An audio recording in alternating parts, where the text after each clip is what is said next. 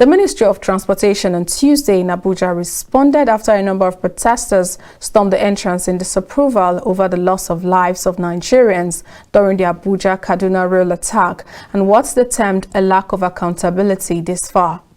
The protesters cited growing concerns of insecurity and theft within the transport sector and called for the minister to take responsibility. Here's more on the story. It's to be the duty of the Minister of Defense. Of course, the Ministry of Transport and Defense can collaborate on areas where that security component can come in. But that proposal would not come from the Ministry of Defense. It comes from Amechi. And if you look at the Federal Executive Council minutes that I have read here, the proposal was actually taken to the FEC by Rotimi Amechi. But because the FEC were not clear enough about the design, the brand name, the content, the concept note, and all of that,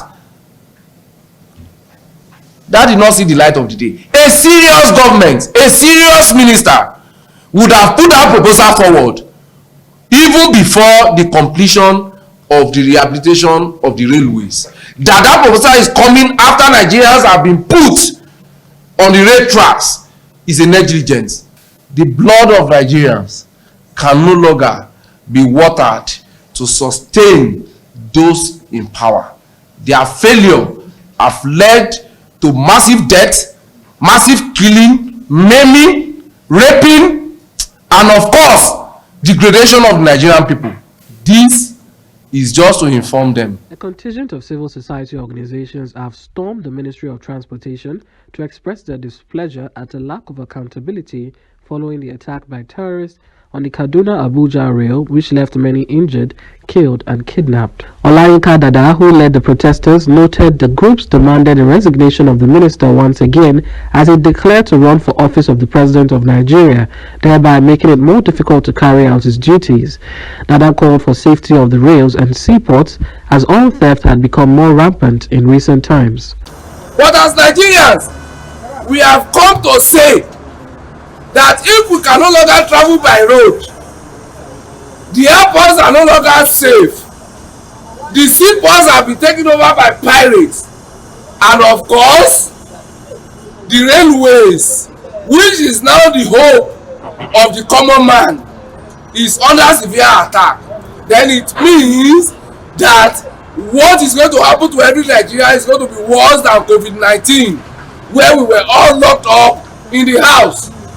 If we can no longer move freely in our own country, then something is wrong, either with us or with the nation.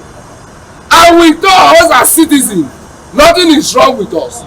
We want to support our government, we want to support our economy, we want to support the nation. But in a situation where we can no longer move freely, it means that there is no life for an average Nigerian to live again. While speaking on behalf of the ministry, a director, MS Awal, noted that the minister was doing his best to restore normalcy to the transport sector. He assured the protesters that the minister would be giving their demands. I would like to urge you to be peaceful the way you are. To me, you are peaceful. You are just making a point. Yes. And I assure you the minister will hear this all this point. We will pass the message to him and we will advise for them to put more efforts in what they are already doing. If you look at the accident, what happened? It's not something that was planned or envisaged by government. Immediately it happens, you need the action government took. And government is still on top of the situation as at today. If you pass through the railway quarters where the kidnap occurred, you see the work going on. And government is also facilitating to see how people that are kidnapped can be rescued. You know, it is your right as a civil organization to tell the government what to do. And if you see something, because you are from the grassroots, you know what is happening. So if you tell the government, you are not out of point. And I assure you, the minister will hear this, and the minister will do something about it, especially on our roads and our railway and seaport. While responding to the minister's bid for office, Awal noted that the Electoral Act was clear on the way forward. The electoral bill has a process. You understand?